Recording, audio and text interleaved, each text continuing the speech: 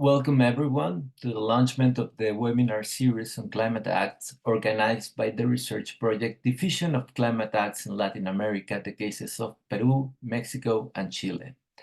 This research project, funded by the research grant PAPIT UNAM EA 3021-24, has the goal of exploring the diffusion dynamics and consequences of climate acts in the Latin American region.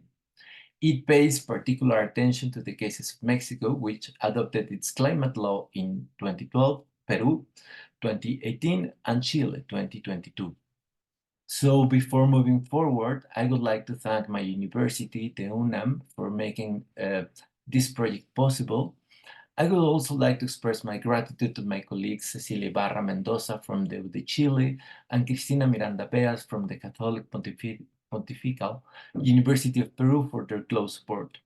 And last but not least, thank to all the students, Veronica, Fernanda, Nirvana, Ariadna, and Jorge for making this happen. For this inaugural talk, we have the opportunity of listening to one of the European experts on this framework pieces of legislation and governance to make front to the challenges of climate change, Dr. Diarmuid Torney from DCU, Ireland. His lecture is entitled Framework Climate Laws, What They Are and What They Do, and he will have around 30 minutes to give his presentation, followed by a brief Q&A. Before giving the floor to our guest, I would like to take a few minutes to briefly introduce his academic biography. Dr. Diarmuid Torney is an associate professor in the School of Law and Government at Dublin City University. He holds a MPhil and PhD in International Relations from the University of Oxford. His research focuses on climate change politics, policy, and governance. He is co-director of the DCU for Climate and Society, Center for Climate and Society, and a lead author on Ireland's first climate change assessment, commissioned by the Environmental Protection Agency. He is program chair of DCU's MCs in climate change, policy, media, and society. His research interests are climate change politics, policy, and governance at national, European, and global level, and he has a particular interest in governance framework to enable transformative climate action, including deliberative democracy and framework climate legislation. Diarmuid, thank you very much for joining us in this adventure. I am sure you will give us many insights to understand the diffusion of climate acts in Latin America. Welcome, and the floor is yours. Thank you. Thank you very much, Israel, for the invitation. Delighted to join you all virtually. And it sounds like a very exciting research project you have before you. So I look forward to following it as your work develops. I'm just going to share my, I need to be given permission to to share my screen.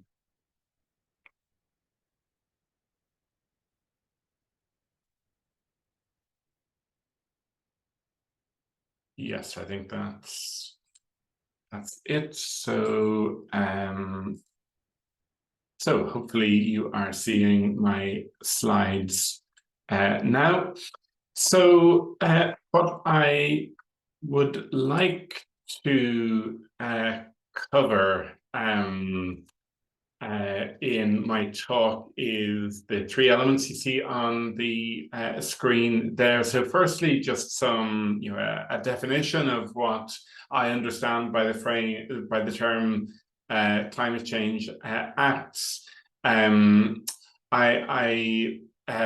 the invitation of Israel, I'm going to give an overview of a special issue of Climate Policy that I was a co-editor of, published just over 2 years ago. And then, if there is enough time, I was also going to present a case study of Ireland's climate change law. So I'm based here in Ireland, and I've followed particularly closely the development of Ireland's climate change law, Climate Change Act. So depending on how I get on with timings, I might dip into that, or I might talk about that in more detail. So moving, if you like, from the general to this specifics. If there are any questions or if anything is unclear as I go along, please feel free to stop me and ask questions along the way. And of course, I'd be happy to answer questions afterwards as well. So to begin with a definition, this is a definition from a previous article published in 2019 by Sarah Nash and Reinhard Steurer, so Sarah Nash was my co-editor, or one of my co-editors on the climate policy special issue, but she worked previously with Reinhard Steurer in Austria, in Boku University, on a project, a comparative project looking at European climate change acts framework climate laws. And so we took in, in fact, in our special issue of climate policy, we quoted directly from their article published in 2019, which defined climate change acts as framework legislation adopted by Parliament that lays down general principles and obligations for climate change policymaking in a nation state or sub-state entity. The explicit aim of reducing greenhouse gas emissions in relevant sectors through specific measures to be implemented at a later stage. And so just to pick up on a couple of elements of that definition, one is that it's quite high level. It's the general principles and obligations.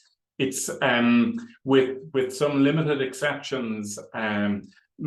Climate change acts are usually at the level of broad principles rather than specifying particular policy instruments. For example, another element of this definition to draw out is the governance level.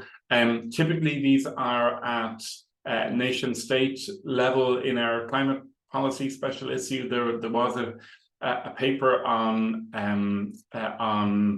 subnational climate change laws in Australia, but typically these are phenomena at the nation-state level. And one other thing to draw out, and I'll come back to this a little bit later on, is that this definition, you may or may not have noticed, is very focused on mitigation rather than adaptation. And in fact, in our special issue, we call attention to the fact that there is a bias in the research on climate change acts on mitigation versus adaptation. And of course, as climate change becomes, as the impacts of climate change become ever more pronounced around the world, that focus on mitigation in the literature perhaps ought to be broadened. So that's the definition that we worked with. I looked, in preparing these slides, I looked for a map of the world showing countries around the world that have enacted climate change acts or framework climate legislation. And I'll probably use those two terms interchangeably, climate change acts and framework climate laws. And I didn't look all that hard, but I couldn't find any easily accessible maps of the world that showed which countries around the world have enacted climate change legislation. I am European. I look at the world perhaps inevitably through a European lens, as perhaps we all view the world through the lens of our own region. And I'm also more familiar with research here in Europe than around the world. And so what I have on the screen here is a map of Western Europe, or Western and Central Europe, with in blue the countries that have enacted climate change laws around Europe. And you'll see from the source there that this is a map compiled by an organization, a think tank, or NGO think tank based in Berlin in Germany called Ecologic Institute. They've done a lot of work on climate change acts, and they have been funded to a significant extent for this work by the European Climate Foundation. That's what ECF stands for, to map, to capture which countries around Europe have climate change acts, but also what the design characteristics of different climate change acts are. So, you know, it's not that once a country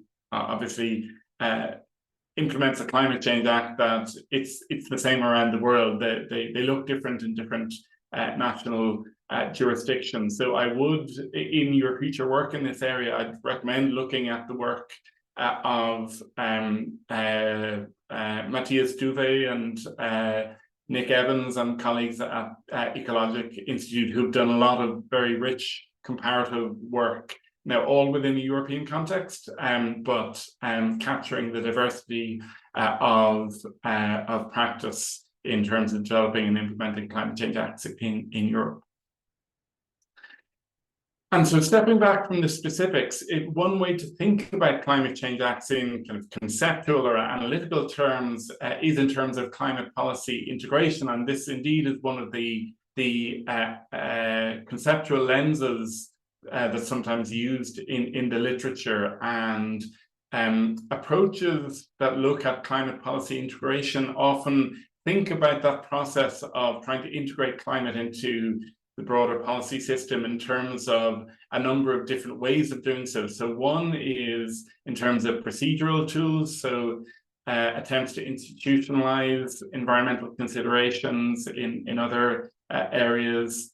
Another approach is through administrative coordination, so internalizing environmental objectives in organizational mandates, and so forth. Setting up new institutions, parliamentary committees, and another approach is declarations of high-level political intent. And if we look at climate change acts, they in fact incorporate elements of all of these different elements. So if you like, they're attempts at climate policy integration writ large. They are attempts at drawing on all of these different tools in the climate policy integration toolbox and fleshing them out through legislation. So moving on then to the special issue of climate policy that I was involved in co-editing. So it came out in late 2021, so it was published to coincide with the COP that year, which was COP 26 in Glasgow. So we had a side event in Glasgow. Sarah Nash and myself were there. I don't think Simon was there in the end. And it was entitled, as you can see on the screen, Climate Change Acts, Origins, Dynamics and Consequences. And it had foundations in a workshop that we had hosted a couple of years before that in, actually, I think it was 2018 or 2019.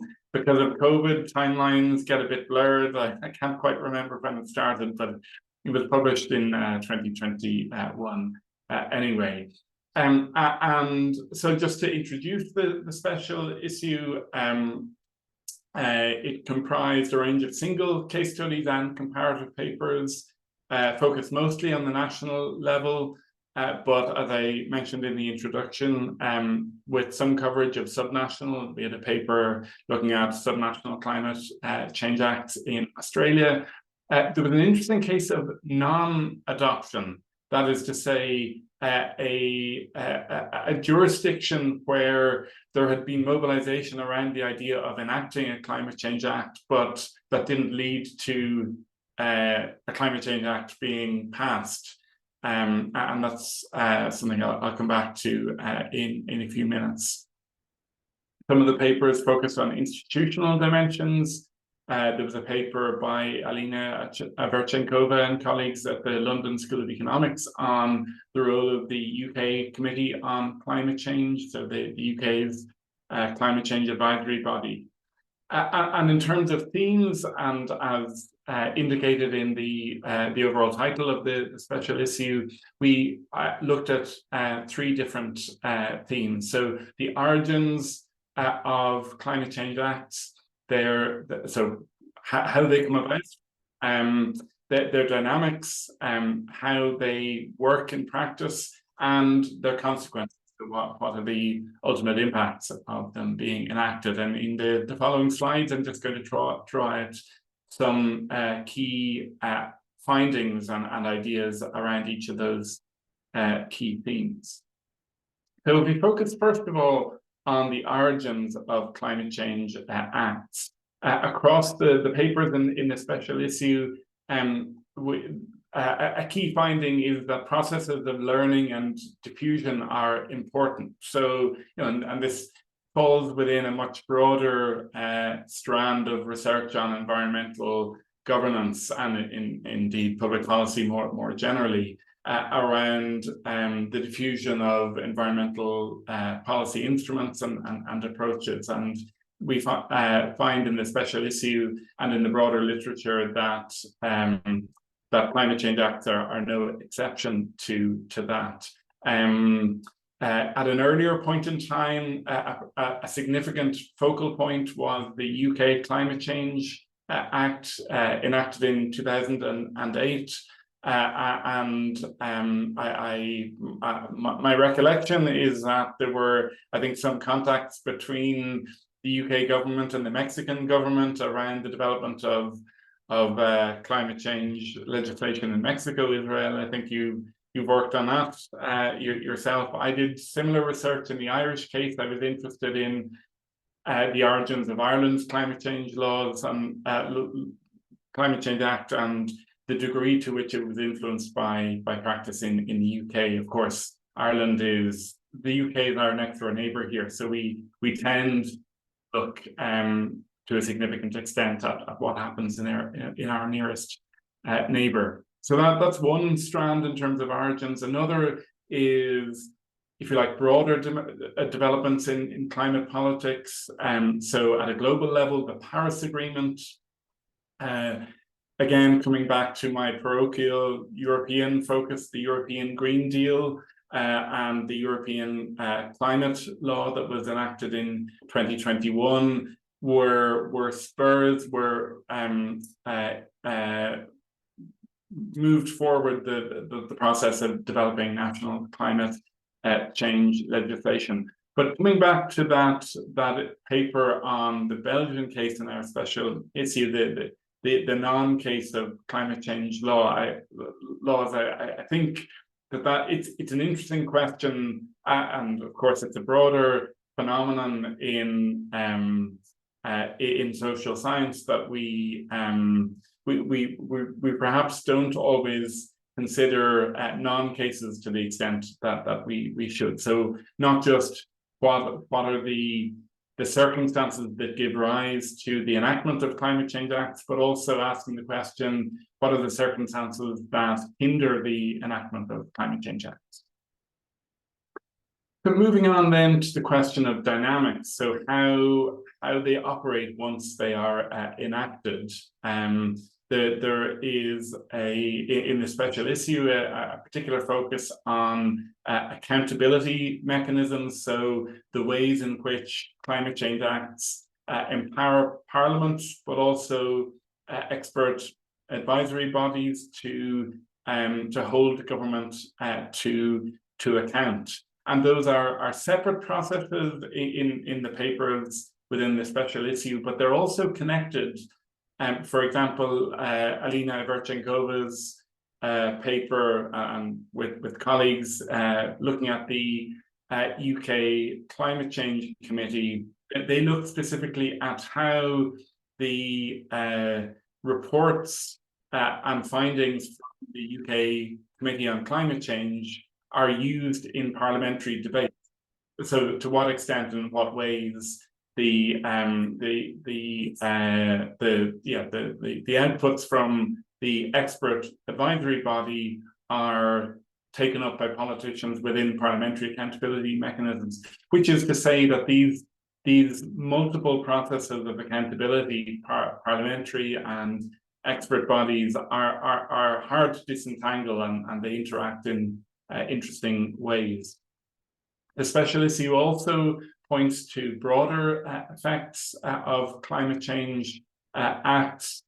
So they provide often focal points for civil society mobilization around around governments achieving or not achieving climate change targets. So they provide a hook for civil society activism, and also litigation. And by enshrining climate targets and other climate commitments in legislation, governments open themselves up to action through the courts, and we've seen that increasingly, certainly in a European context, and indeed here in Ireland, where a civil society organisation took the Irish government to court, not actually under our current climate change act, but under a previous climate change act that was enacted in 2015. And finally, then moving on to the consequences of climate change acts. In the special issue, we note that it can be harder to discern the consequences because of challenges around causality.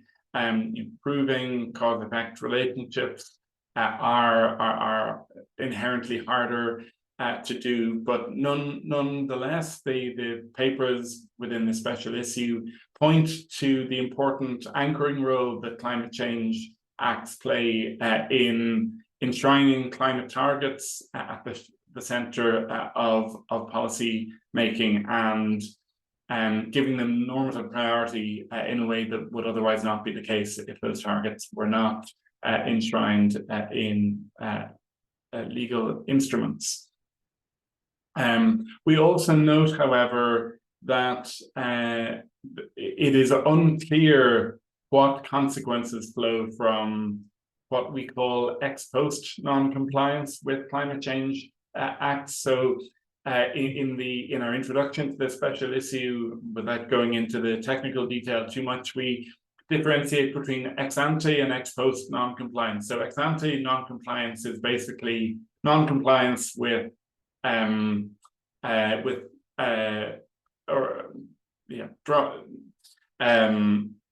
non-compliance before climate change targets are missed, if you like. So rather than waiting for example, targets for 2025 or 2030, rather than waiting for that year to pass and then saying to the government, you didn't live up to your commitments under the Climate Change Act, it's preemptively saying your policy, your suite of policies, the policy plans are not consistent with a pathway that would get us to whatever the target is for 2030. So that's what we identify as ex ante non-compliance, whereas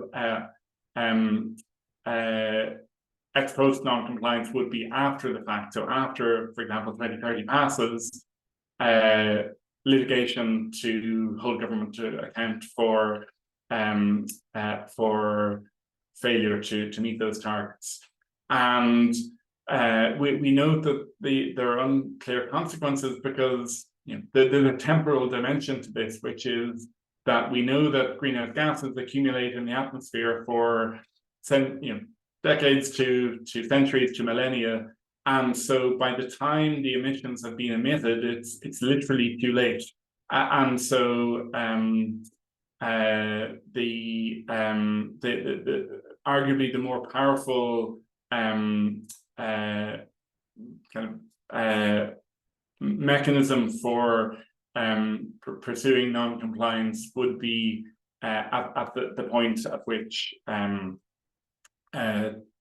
policy plans have been developed but have not yet been implemented.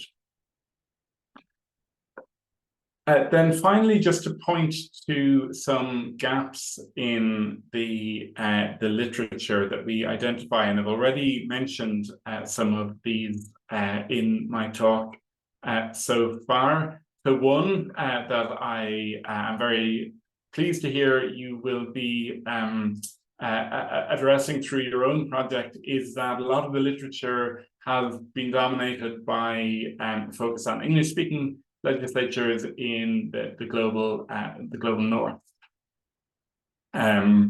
We tried to a limited extent. We engaged through the process through working with the climate policy editors. This was something that they flagged. We found it hard to identify colleagues in the Global South who were working on Climate Change Act. So I'm very glad to hear that this is increasingly being, this gap is increasingly being addressed, including by your own research project. Comparative studies are still rare. There has been a dominance of single country case studies. And again, it sounds like you are going to be looking at 3 different Latin American climate change acts in comparative perspective. So that's very encouraging to see. And then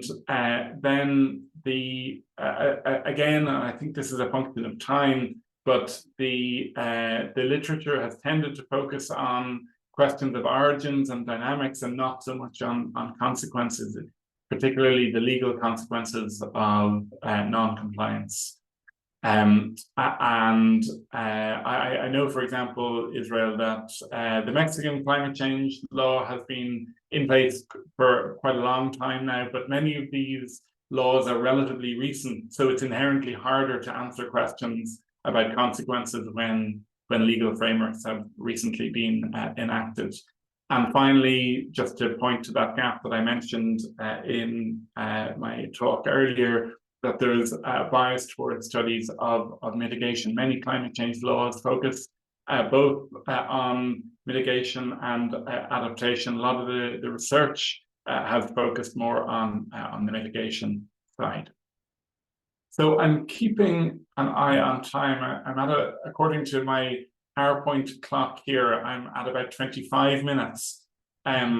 Israel, would you like me to finish up there, or? No, you still have around 5 minutes, so please go ahead. So I won't go through all of my slides because I've quite relatively detailed slides about the Irish climate change law, but Israel, perhaps I can share them with you by email afterward, and you can circulate them. But and I'll also draw attention to the fact that this research that I did around the same time that we were putting together the special issue, I did a piece of commissioned research on Ireland's 2021 Climate Change Act, in which I was commissioned to essentially assess the new, as was then, the new Climate Change Act in Ireland, enacted in July 2021, against international best practice.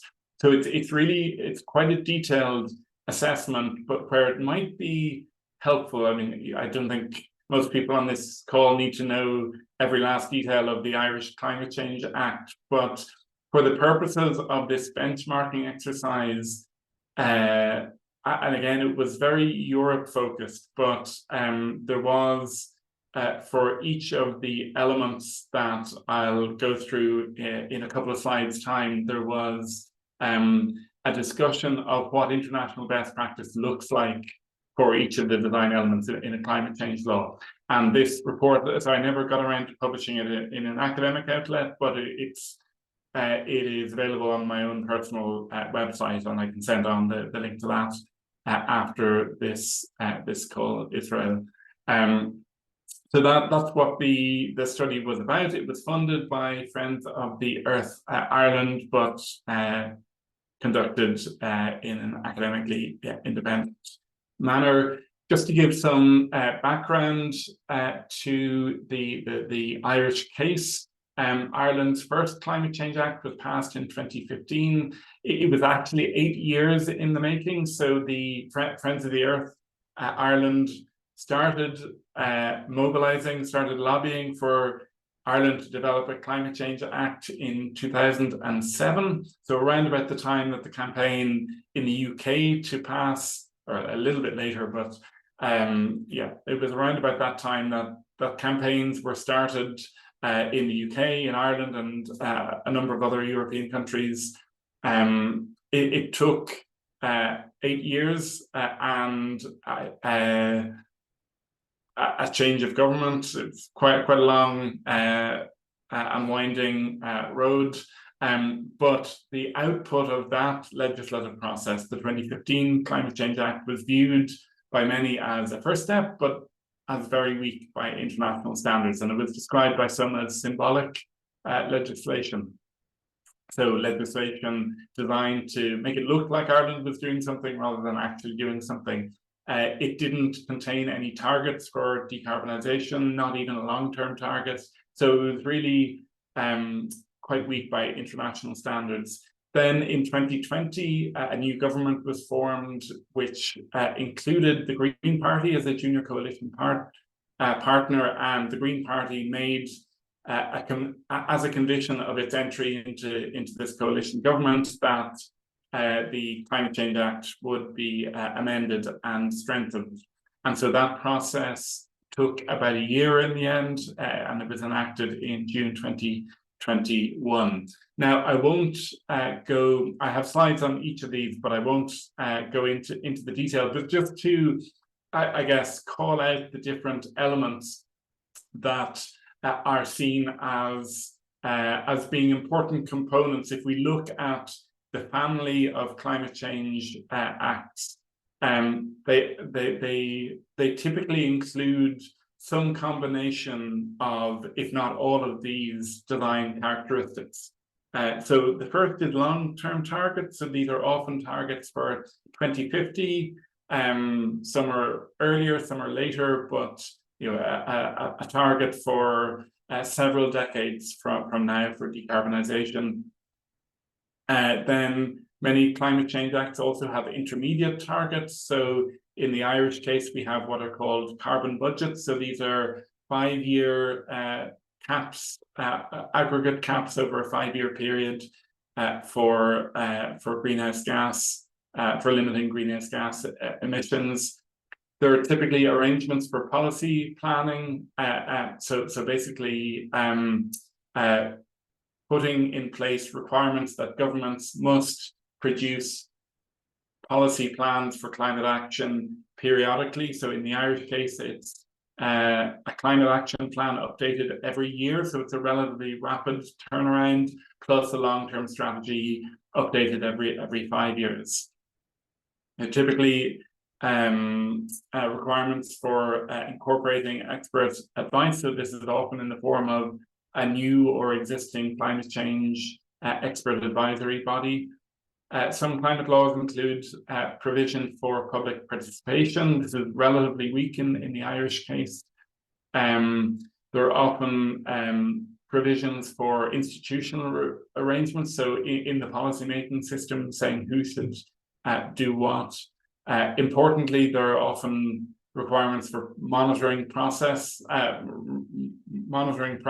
and reporting on that progress. In the Irish case, it's a combination of the expert advisory body, which is called Climate Change Advisory Council, and Parliament monitoring progress and holding government to account. And then finally, there are often arrangements for enforcement and sanctions, but often the sanctions part is weak.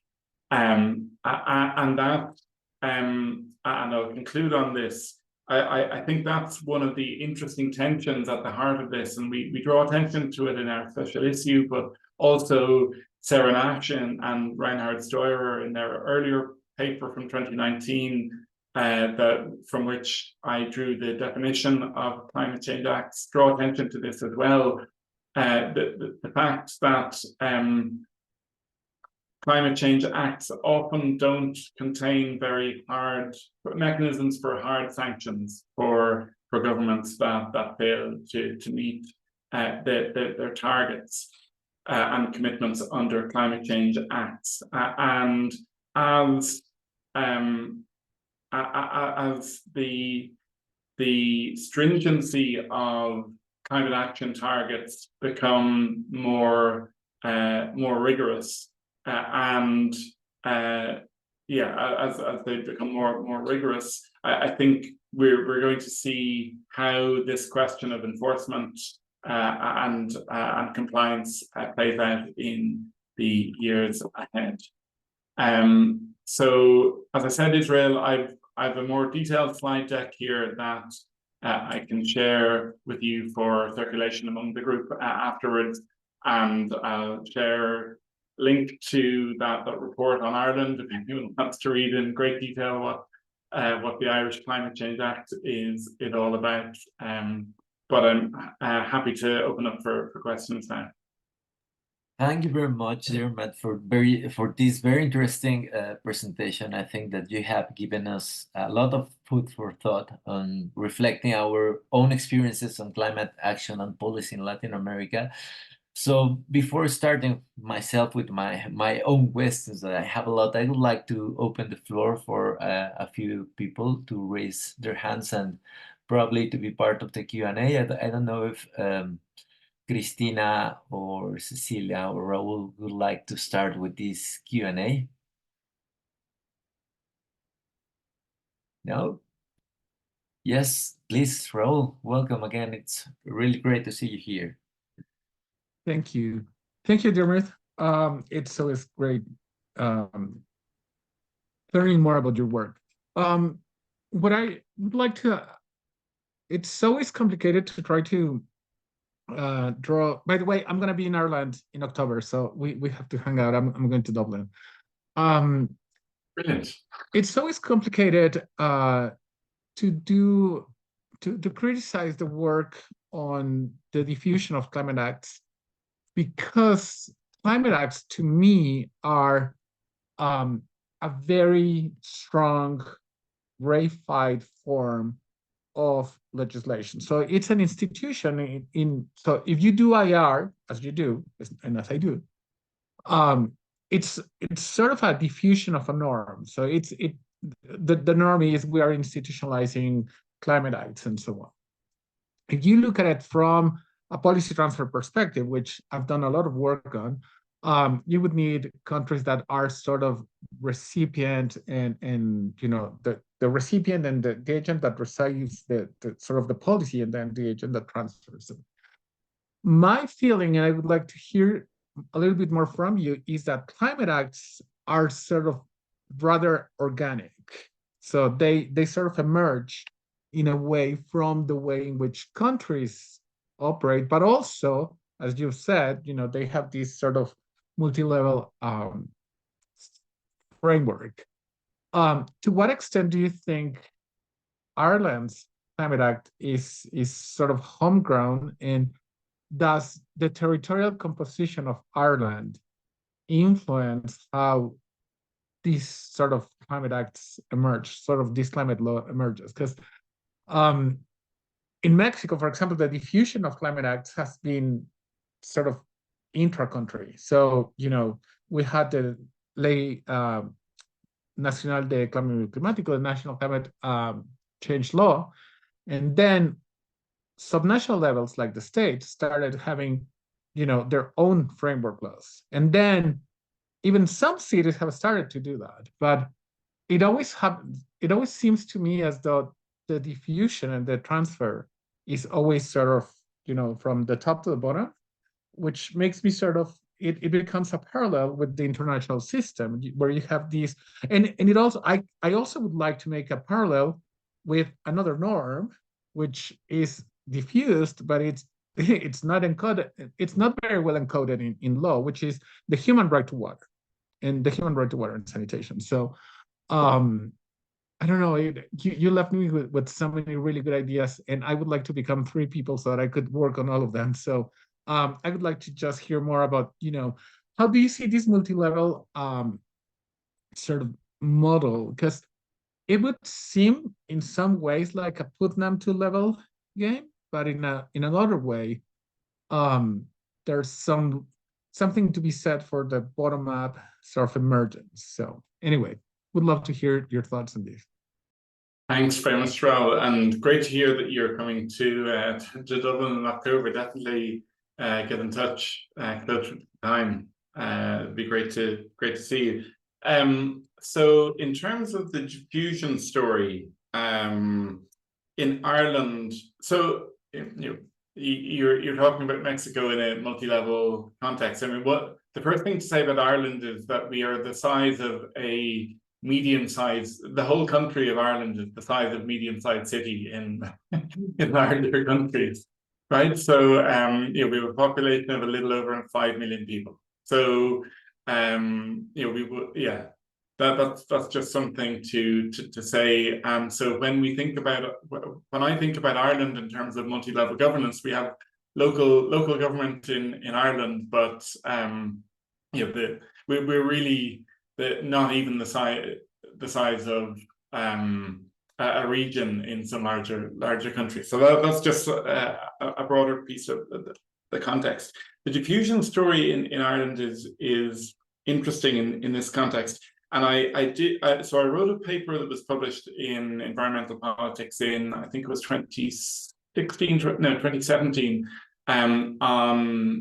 Actually, I published two papers. One was in a journal called Irish Political Studies, so it's the Irish Political Science Association journal, and then a subsequent paper in Environmental Politics looking at the development in climate legislation in Ireland and Finland through a diffusion lens, looking at to what extent both countries drew on the UK Climate Change Act as an inspiration. And basically the core finding was that the basic, and I think this is what your question was hinting at, the basic norm of institutionalizing climate change in policymaking, that diffused, but what that looked like took very different forms, primarily because of domestic contestation, and so what started off as an idea from the UK system, which is a quite robust, stringent climate change law, got filtered through domestic politics, and so civil society and others in both Ireland and Finland started off with, and they were explicitly networked. So it was Friends of the Earth in the UK and Ireland and Finland, all speaking to each other and all advocating for the same thing, but the idea got filtered through domestic politics in Ireland and Finland, and in both cases, the resulting legislation was stripped of a lot of its content. So what diffused was that, as you call it, the norm, the basic idea of enshrining something about climate change in legislation, but actually in the end, all of the content, or not all of the content, but much of the content was stripped away. So that was the case in Ireland and Finland. Both passed climate change acts in 2015, and so that was the case in both of those cases. Now, I haven't followed the Finnish case so closely, but what we've ended up with in Ireland as a result of the 2021 amendment to the Climate Change Act is actually much closer to the original UK Climate Change Act. So if you like, we kind of got there eventually, but by a 15-year process. Great, thank you very much, Diarmuid. I would like to take advantage of my hosting role that I have, because I have several questions, reflections on climate acts, and I really would like to talk with you on this. I have 3 main points that I would like you to give us some light on this, okay? The first one comes from and is related to the question that Raul was asking. It's because he was saying that climate acts were organic, right?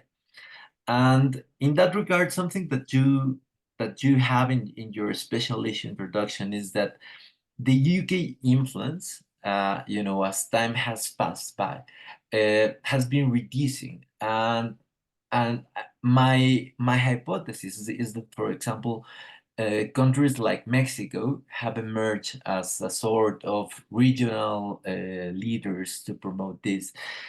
But of course, there has been this two-level game, because on the one hand, there has been negotiations between intergovernmental negotiations between the government of Mexico and government of Peru. But at the same time, it has helped to broaden, to support like social civil society mobilization to press towards this climate act. So I think that I would like to know, so taking from the European experience, there is a UK influence, right? But it has been more top-down, bottom-up, more because of the governmental actors, but or also because of this civil society. If you could please develop a little bit more on this, because I think that something similar um, will be expected in the case of Latin America. Then there is a second point that is in Sarah Nash definition of climate acts that really strikes me, right? And you yourself adopted this definition, and is that climate acts are adopted by parliament. However, in Latin America, we have two cases. The one is Guatemala. The first one is Guatemala, and the second one is Honduras in 2013, that the framework climate law was adopted by decree. So this, I mean, there are many things to reflect about this. Like, for example, the climate politics, they are different in Europe than in Latin America, that probably the politicization of the issue is not so much in our region. But how could you read, you have been in Central America 20 years ago, and I know you are not an expert on Central America, but I think that with the Latin American cases, we have something to dialogue with this literature, because there are many differences in this regard. So how do you feel about listening that we have two cases that climate acts have been adopted by decree, not by overall discussion in parliament? And the third one that really, draws my attention is the fact that, for example, in Europe, you have been discussing about policy anchoring, right? The latest paper, and for example, from Ian Bailey, also from the Irish case, and in Mexico, that we have some experience discussing on climate acts. Basically, the fact is that Peña Nieto adopted the Climate Act, and all the different instruments were put together because we needed to implement that. But with this government of Andrés Manuel López Obrador, the Climate Act is forgotten. I mean, it's totally forgotten. They have maintained some meetings because of the formal commitments, but actually the climate policy has gone in a total opposite direction, right? So the fact is that also our long-term and mid-term plans, they have really been forgotten, because the dynamics of policy anchoring and the discussion between party politics, they are very different here, and we have a more presidential, power, that if the president changes, the policy changes. So for us, I think it's great to have a climate act, but also in terms of adapting some procedural and organizational elements, it's difficult because of our policy dynamic that depends a lot on the people, not so much on the rules. So these are the three elements that I think that we need to further reflect on future webinars, but I'm sure that you will be able to give us some light on this and how Europe could perceive our own development on climate acts? Thank you again. Thanks. Those are great questions, and I think in different ways each of them speak to differences in political, administrative contexts, and I think emphasize the importance of the work that you are doing and the limitations of the work that the geographical limitations of a lot of the work that's been done so far in this area, or at least that I'm aware of. So I might take them in reverse order. So starting off with the policy anchoring question,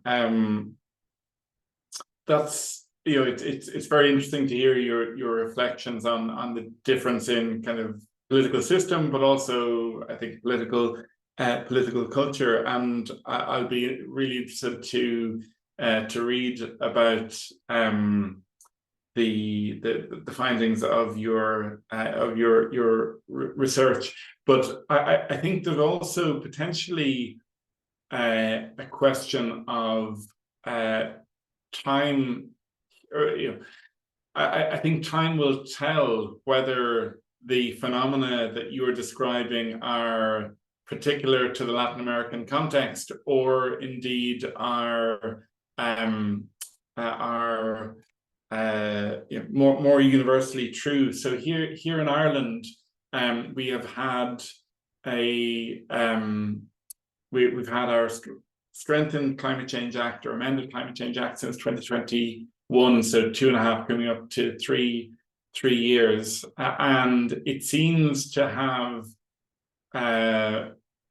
created lots of new momentum in the policy-making system. But alongside that is the fact that the Green Party are still in government. So if you like, the policy outputs are overdetermined. We don't know yet. Is it because of the Climate Change Act, or is it because of the fact that the Green Party are still in the coalition government? The likelihood is that the Green Party won't be in the next coalition government. So and that will be the test of the test of endurance, if you like, of climate change acts, the Climate Change Act here in Ireland. But also, I think more generally, we're suffering from the fact that a lot of these are very recent phenomena, and we just we haven't seen enough time play out to really be able to answer that the question of whether they perform that policy anchoring role over a period of years to decades. On your second question about parliaments, it was interesting when I was putting together my slides earlier on today for the talk. I went back to that definition, and I was slightly surprised by the fact that it mentions parliaments. And I hadn't remembered that from when we first of all collaborated on the special issue. And of course, we were drawing on the paper by Sarah and Reinhard from 2019. But I think it probably captures most European political systems, but it's most it does implicitly seem to stem from a view of the of political systems rooted in parliamentary traditions, and I don't think we would lose anything. I don't think the definition would lose any weight or power by replacing the term parliaments with the term government, which I think would address the question you raised. But it's an interesting point. And sorry, I'm trying to recall you. Can you remind me what your first question was? It's more about the emergence of regional leaders, like as the UK influence diminishes, then appears other regional influence. Like for example, the case of Mexico was an influential actor for the adoption of climate acts in Peru, probably Chile. If you have some, for example, similar cases in Asia or Australia. I don't know if you have this. Emerging roles of actors contributing to the diffusion of climate acts. Yes, so I think all of your other questions and my responses to your other questions kind of emphasize the importance of regional political context for making sense of legislative processes, all of which is to say that other things being equal, I would suspect that Latin American countries are more likely to learn from other Latin American countries in the same way that European countries are more likely to learn from other European countries, and Asian countries are more likely to learn from other Asian countries, and so on and so forth, both because of political and institutional similarities and shared legacies, but also because of personal networks. I would assume that both policymakers and also civil society and other actors are more likely to be networked with colleagues in their own region rather than cross regionally. Coming back to the civil society point, I mentioned the important role of Friends of the Earth,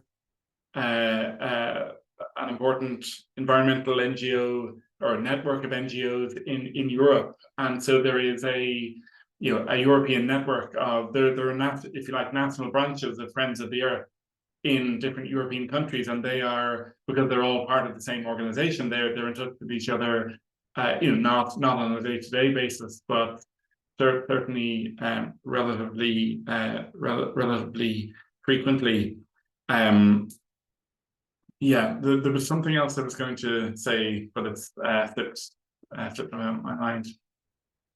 Well, we have 2 more questions, and then I think that we could close our Q&A. So if you agree, we could take both of them and then give you time to close and to wrap up all your comments on this. And please, Ceci. Thank you, Diarmuid, for your talk.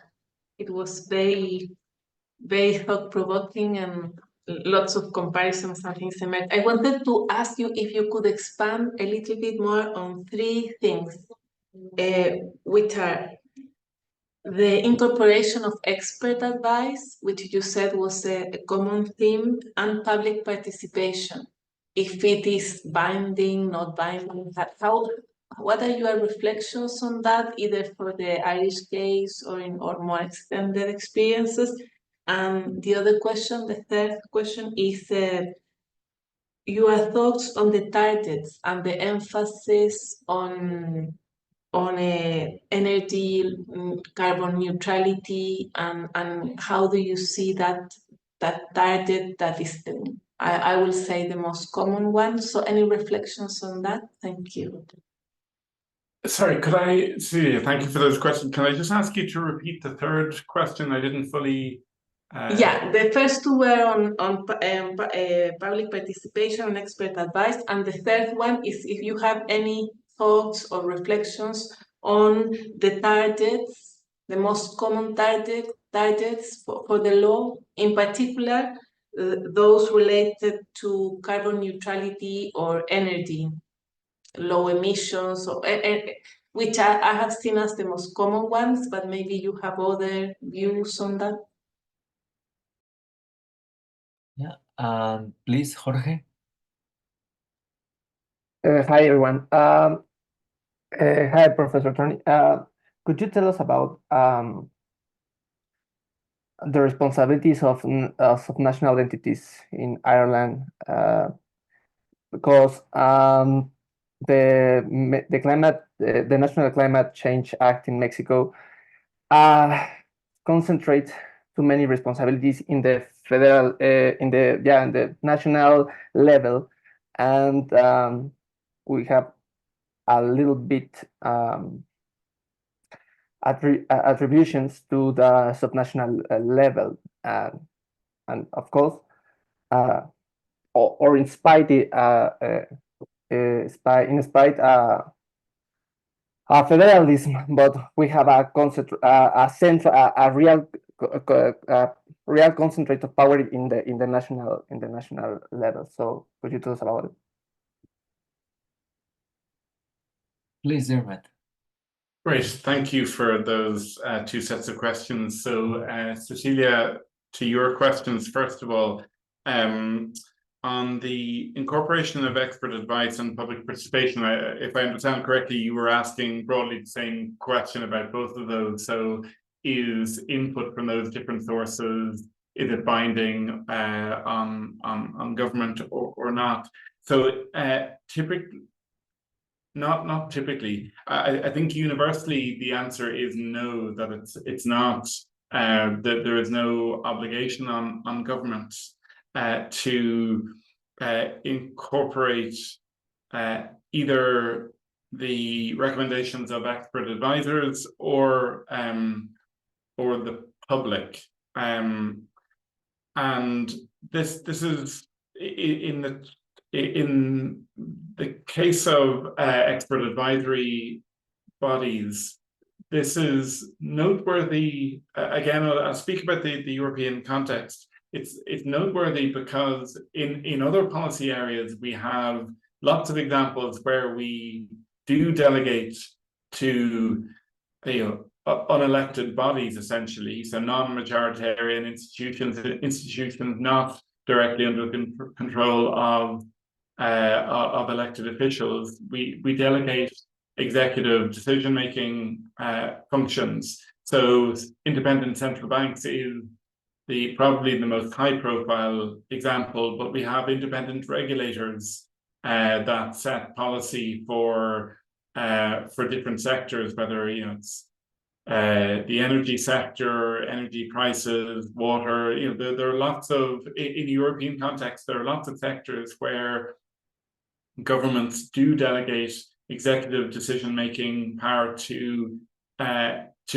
expert bodies, but that's not the case. And I'm not aware of any case of a climate change law where the role of the expert advisory, the role of expert bodies is executive rather than advisory.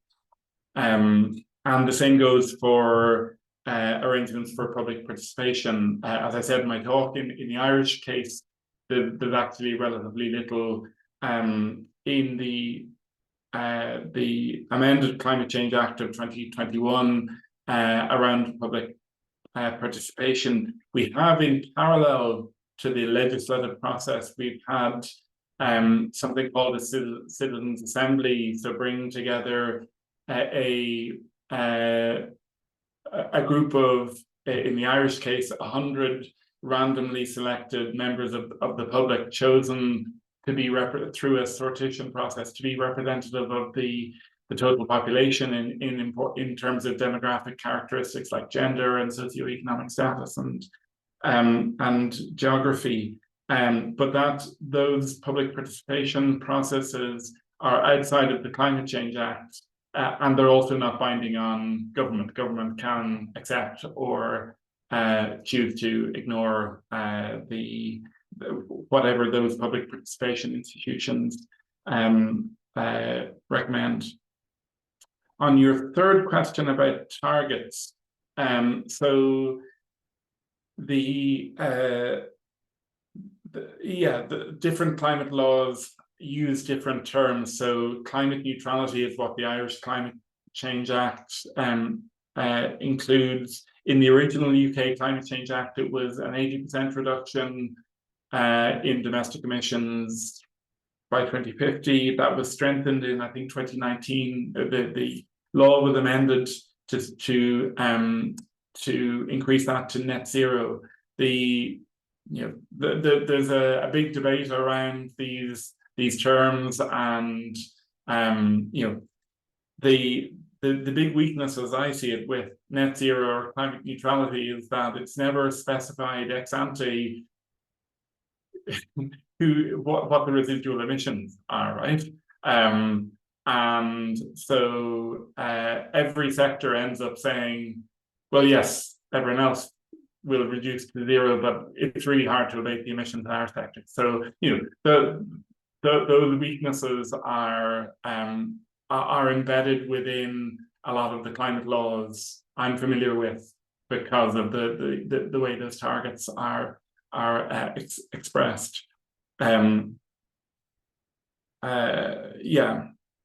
And then moving on to Jorge's question. So again, here in Ireland, going back to what I said earlier, Ireland is the size of a medium-sized city, right? So central local relations in Ireland, you know, politics looks very, very like multi-level or scalar politics looks very different in Ireland by virtue of the fact that we're just a very small country. So I think we are highly centralized. Our administrative system and political system in Ireland is highly centralized. Local government is very weak. But when we talk about local government in Ireland, you know, the administrative units, you know, in population terms, we're talking about geographic entities with populations of tens to hundreds of thousands of people. So you know, I'm not sure how far we can go with comparing Mexico, centralization of decision making in Mexico versus centralization of decision making in Ireland, because we're just talking about very, very different kinds of political entities.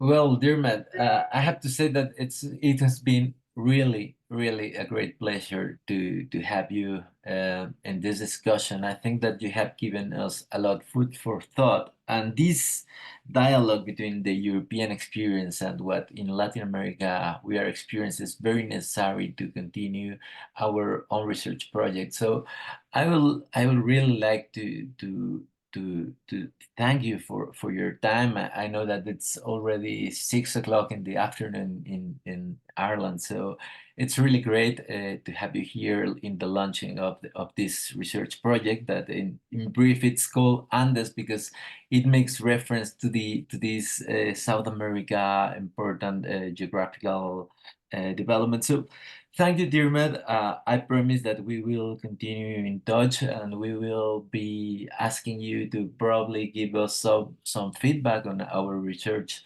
products, and hopefully we will be able to develop something together on the comparative experience between Europe and Latin America. And for the rest of you, colleagues and students, thank you for your interest in the project. We will continue. I would like to tell you that our events that we are calling seminars will take place the first Monday of each month. And the next one is already being planned and developed. So we will soon be in touch with you via email, using our email, so you will have more news about us. So hopefully you will stay tuned for our future activities. Thank you, Diarmuid, again. Thank you to all my students, and thank you, Christina, Cecilia, and Raul for being here. And thank you to all the public.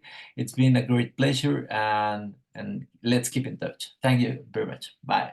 Thanks for the invitation. Nice to see you all. Bye. Thank you.